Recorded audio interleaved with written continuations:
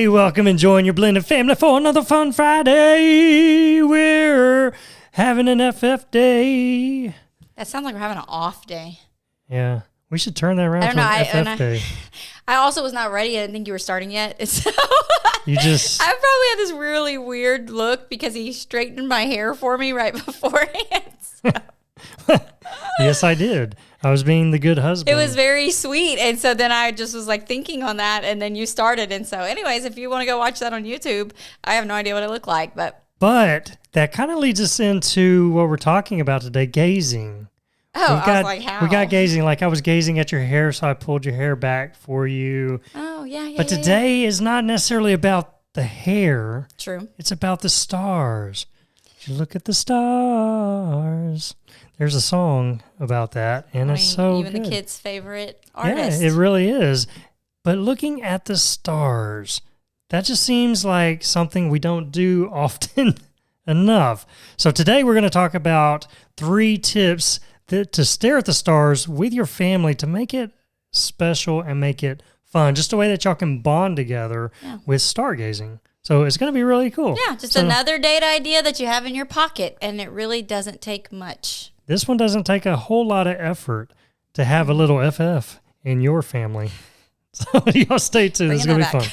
All right. So today's idea, it really is one of my favorite things. I don't know why we don't do it enough, because it's one of those moments, just even as a Christian, but I think even humans would say... Humans might say. Even people that didn't believe, but you cannot walk out and look up at the stars and not think, wow, what a beautiful creation. We are such a small piece on this planet when you look at that. But being a Christian and going out and just seeing God's creation in that way, I think is just so beautiful. And it might be because of like our location where we live, because we can see some stars, but where we live, there is a lot of city lights and stuff. So when you see a star, it's because it's a pretty bright star. You're not seeing like a vast amount of stars out in the sky, but you're seeing like certain constellation. Okay, that's what I was going with. So the things like they make constellations like certain time of year that you can see those things. So there's just so much out there. There is, but I think you said it right. It's on location. There might be some listeners right now that live in these wide open space. Why does my mind always go there? I don't know. But they do. You may live in this wide open space where the stars are just very predominant that you can see them. Most of us don't. Most of us live in cities, or not even big cities, but smaller cities, but we all have a lot of lights. And so it really does. It puts that blocking on all that you can see. Certain times a year you'll see more, but it really is, your location has a lot to do with it. The location does have a lot to do with it, but we're going to share with you 3 ways that you can do this, that you can make it happen, regardless of your location, or maybe you do even make it a special thing and you go and find a spot. I mean, because we do live in Texas, where we're saying in the area we're at, we can't see a lot of stars, but I've been to summer camps. We've been in different areas of Texas where you still, I mean, there's a whole song, the stars are nights are big and bright. Deep in the heart of Texas. There you go. So there's a whole song. So you obviously can see stars. It was funny. Just a quick story. Let me go off on a rabbit trail for a moment. But it was July 4th not long ago, and we went out to watch the fireworks, and we were coming back, and one of our daughters had said, "We just don't have any stars in Texas." I said, "That's not true. We got a whole song made up." And I went, "The stars at night are big and bright." Then the rest of the family go, "Deep in the heart of Texas." And they clap. It's just like this thing that was instilled to Texans. In Texas. It really was. They like brainwashed us, and it is there. But man, there are places in Texas, which are in a lot of other states, that just has that wide open sky, and you can see so much. And at night, it really is. I think one of the best places that I've ever seen the stars was we were on a trip in Colorado. Oh, man, that was beautiful. And where we were at, there wasn't a lot of lights outside. In fact, it was almost pitch black. We were in this really cool, I just got a plug for Netherland. Netherland, there you go. Netherland, Colorado was this little town that was like a walking community where, I mean, it was just really awesome. So we had stayed in like a little Airbnb type thing there. We walked out. We walked out just to go look at the stars. Because it was amazing. There, honestly, you had to have a flashlight when you walked out because it was that dark. But when you looked up at the sky, I had never seen the stars as just shining, as bright as I have before. Then right there, and it was so many. cool. Like they looked like they were within like inches apart, whereas ours, there's like you see 3 stars in the sky. Now Netherland is higher up as far as elevation, so that helps. So that it all does go back to location, but we do have 3 tips. So let's dive into the 3 tips. 3 tips to stare at the stars with your family. So number 1 is create an atmosphere. Create your atmosphere. Yeah, and this doesn't have to be like a crazy thing that you do. You just grab a blanket from your house. You can grab some snacks from your cabinet, or you can go out and get you some things and make it like a special picnic dinner kind of thing when you go out. I've seen like lately they've been doing, if you're just doing this like in your own backyard, you can get one of those like little kiddie pools and put blankets and pillows all around it, and you just go lay in there and just lay back to look at the stars. I've seen where people just pull their trucks up, put a blanket in the back of the truck and lay back there and look up at the stars. All you really need is a comfortable thing to lay down on. You can even lay on the grass. We did this, like I was saying earlier, with summer camp with like hundreds of like 4th graders, I remember. And we just put a huge tarp on the ground and went out there and laid. So it doesn't have to be the most comfortable. But if you're going to be there a little while, you might want to get some blankets to put down, bring a little bit of food, find a location. If you're going to leave your backyard, do a little bit of research to make sure you could be there at nighttime. That's always a good. You're trespassing. Don't do that. But like that would create the wrong family memories. We don't want those memories. Well, I'm just thinking like your local park, like there's parts of it that you can probably go on to at nighttime and it's not a big deal, but there's other areas that are also like probably closed off. So just checking into that, or your beach location, somewhere that you know there's not a lot of trees around and that they're not going to have like big like city lights around. Yeah, even if it's in your backyard, we talk about being in the city, you can still see stars. You can still see those, and we've seen constellations. We've seen the Big Dipper and Little Dipper and things like that, even in bigger cities. And it stopped us, and it's like, oh man, that's cool. Never noticed that before. But how often do we go outside at night? And not often, but then how often, whenever we do go outside, are we looking up? So this really is kind of bringing that back to having fun, just creating those moments. And it's something fun, something cheap you can do. Just go throw a blanket in your backyard and go out there and see if y'all can name stars. Look at them, see how many, see if your kids can count them. Have fun with it. Make it a game, make it fun, do something, but really create that atmosphere with your family. That can be so fun and entertaining. So that's number 1. So number 2. And number 2 is to find your equipment, gather equipment. You don't even have to have equipment, but I think a lot of times when people think of stargazing, they think they have to have like this big, expensive telescope, big fancy thing to really be able to see like the crevices of the moon. And those things are really awesome because Randall's dad has a really awesome telescope. And not long ago, his brother brought it down because usually it stays like up in his office, like study area. But his brother brought it down and set it up. And like, he's more of the, sorry if you listen to this, Christian, but he's more of like a geek, like nerd type. Oh, he loves space. He loves space. He can tell you the stars. He can tell you the constellations. Just very smart with astronomy. But he set that up and he pointed it right at the moon. He got it all set up. And it was one of those, the moon was doing something. He could tell you what it was doing.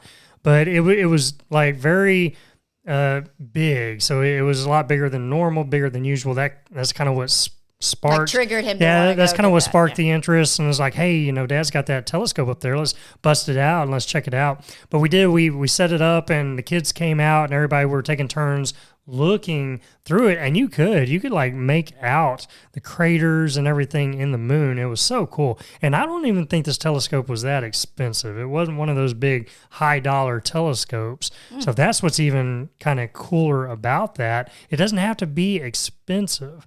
So you can find your telescopes anywhere. You can find them on Amazon, I'm sure. They're all over, and you can spend whatever you want. If you want to have equipment to one-up the stargazing thing, maybe y'all want to dive more into that and let that kind of be a thing, so you could do that. You could get a telescope, you could get binoculars. Yeah. Heard of people using just plain old binoculars to be able to see better. That's another idea. And you can even DIY your own telescope. I mean, they have this stuff on Pinterest. We save stuff on our Enjoying Your Blended Family Pinterest page. But you're going and just you have to get the right magnifying lenses for both ends and a tube, and you're wrapping that with some black stuff to like block out any kind of light coming in and to help you focus on the stuff. I mean, how fun is that? Even if they're not like super incredible, just honing in. I know, like when I was a kid, you would like do the little thing on your eye just to look through both hands, and it helps you focus in on just a particular area while you're looking. So that's options. We at our local library, I had discovered a while back that you can actually rent a telescope. So I thought that was pretty cool. I went ahead, since I was looking up some different things right now, I went ahead to rent one, and you rent it for free. You're just having to bring it home and make sure you're going to take care of it and bring it back. But there's like 12 people in front of me. So I'll let you know in the future how long that takes for us to get this telescope. But that's kind of cool that you can even check out your local library, and maybe this is going to be a stargazing thing. You don't really want to invest in equipment, but you're planning ahead and going to your local library and checking one out. That's kind of cool that you can do that. And then another one is an app. So they do have apps that help pinpoint the constellations. They're real cool. My brother had one, and we would hold it up, and you can hold it in the sky. It reads everything, and it points out the constellations. It'll like draw lines between them, and you can just sit there and turn it all, 360, holding it up in the air and checking all the constellations that are up there. Yeah, or maybe you do the opposite way. We did that when we were in Colorado, because our kids, they're really into like astrology and stuff like that as well. And I love it too. Do you love astrology? Astronomy, yes. Astronomy? I do, yes. Okay, well, astronomy. I don't geek out on it like a lot of people do, but I enjoy it. I don't really, honestly, me personally, I could care less about knowing all the names and the constellations. I think it's just cool going up there and looking. So that's kind of where I'm at. Okay, well, and that's kind of the point. I was like, this one, you see it, like, oh, that makes a shape. I know that has to be a constellation. And you use the app and you point it at it, and then it tells you what it's called, like what's in that area at that time of year and stuff. So it's just kind of cool to have that. Some of those apps, the better ones, they cost a little bit, but maybe like $5 for a one-time thing, or like once a month kind of stuff. So if it's something you and your family are interested in, it's definitely worth it. Yeah, just go to your app store, check them out. They got all different kinds, but they really are. That's a fun way to add to your stargazing to help pinpoint what's up there, especially if you're like me and don't really know. Now, if you got a brother like mine to where he's right there with you, he can tell you, and you don't necessarily need the apps. But if I'm just on my own, I haven't a clue, so that helps. So yeah, they got apps. And then another thing is just your Google on the website. They do have different websites and stuff out there that help tell you when things are happening and when things aren't, so that you can plan. Maybe there's a meteor shower coming up, and there's different times in the year that you can see different things better. So looking those up and pinpointing that, and then put that on your calendar. That way you can go have that family time to do that. Yeah, and you do want to make sure, because one of the websites that we found was Sky and Telescope, and they'll tell you like what's coming up that day. Like it's broke down by the day. But you want to like also be cognitive of like where you live, and if it's a cloudy day, you're not really going to see anything. So you might have a plan to go stargazing, and then it ends up being a cloudy night. You're not going to be able to see anything. You got to put a pause on that and hold off until a night that it's going to be a little more clearer. Or if you have mosquitoes the size of Texas like we do, you might want to pay attention to that, like what kind of bugs are outside, so that you're not getting carried away. So the equipment you need is bug spray, mosquito spray. So that might be some of the equipment you need when you go out. make sure you're checking out your location. So number 1 is create your atmosphere. Number 2 is find your equipment. Do you need equipment? No. You can go out there and enjoy it, but there is all kinds of equipment that can help add to the experience that you can have with your family. And number 3, last one. Hang on. We'll be right back. Check this out. It's time to have some more blended family fun. Yeah. Are you ready? What was that? It's my new song. You like it? Sure, I guess. Well, it goes along with Enjoy the Journey, our new blended family roadmap to having fun together. Oh, okay. I get it now. I feel the excitement, but why don't you tell them about it instead of singing it? Fine, I guess. Let me try. This is a fun journey for your family, a new experience. You could go to the movies again, or you could get this for your family and come out with a new plan that creates more fun opportunities in your family. You'll laugh more, have more fun together, and create lasting memories that keeps your family stronger and healthier. And it's also about having more fun. How was that? That was pretty good. I know that got them way more excited about the new journey they can go on as a family than your song did. What? Come on. You could have also told them that it not only creates more fun their whole family loves doing, but it also adds more fun for their marriage and new fun ways to connect with their kids individually. It's also great for that step-parent relationship. You could have said that too. I don't think you really appreciated my song. Aye. Anyways, Enjoy the Journey is ready for your family to start today. The link for more information is in the show notes. Have more family fun and create more lasting memories. Have more family fun with your blended family and enjoy the journey today. Yeah. Really? Let's get back to this episode. One is join your community.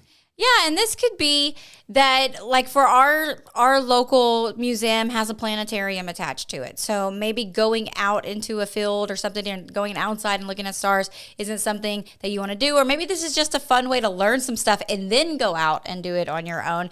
But they have these different shows. And I used to think, like, once you've seen one, you've seen them all type thing. But these people that are really, I say these people, like there's a whole, like, group. I don't know. There is, actually. But they're so into it that they create. They're called the Stargazers. They create shows. A few years ago, like, we're big on talking about, like, giving gifts that are more like for creating moments together and being intentional with that time together. So my aunt, it's something that she is interested in. So I got us tickets, I mean, like $5. Really, it's a donation to the museum, to the planetarium. And they did the whole story of Jesus's birth, but it was using the stars to tell the story and the wise men. And it was just really, really cool. Sometimes when there's new things going on with the moon or different planets, they tell stories with those type things at your planetarium. So just checking out what's going on there and joining in on that. It is a stargazing alternative. Maybe your location, like you were saying, doesn't have that. This is a way that you can go sit in AC, look up in this dome, and they've got the whole sky up there for you, and they narrate that. So cool. That's a great way. Or add that to stargazing on your own, and you can get it in both ways and check it out, doing both things. That really is cool. And then the last thing is check out your community as far as the stargazers, because I will guarantee you in just about every town, I know we have one here, is a group of people that love stargazing. They're kind of like my brother. They enjoy looking up and noticing the things, being able to spot everything that's in the sky, and they come together and they meet on certain times.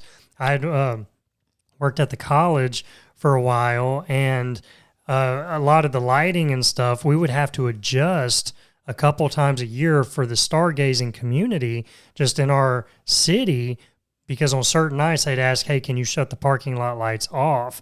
And they would all meet in the parking lot. They'd all have their telescopes out. Mm-hmm. And it was a big thing. It was something that just a group of like-minded people, they loved doing together and coming together and enjoying that. What's really cool is they love, because we would have the same group would come to the school that I taught at. We would have family nights where you would come together, and they love teaching about it too. Man, you ask one question and they just tell you all about the equipment or the star or the moon or what's going on right now. And so they love to teach and educate in that area way. So it's a way that you can take your family out and do a whole outing and learn some things while you're at it. Yeah, you don't even have to be like geeking out on that stuff, but you can still join them and learn a whole lot and go out there. And I guarantee you they'll make it fun for you because that's their passion. They love doing that. Yes. And anyone who's passionate about something, they really have a way to draw you into that. So that can be a really fun experience that you can have for your family, is just joining your community, finding what's there in your town or a town nearby.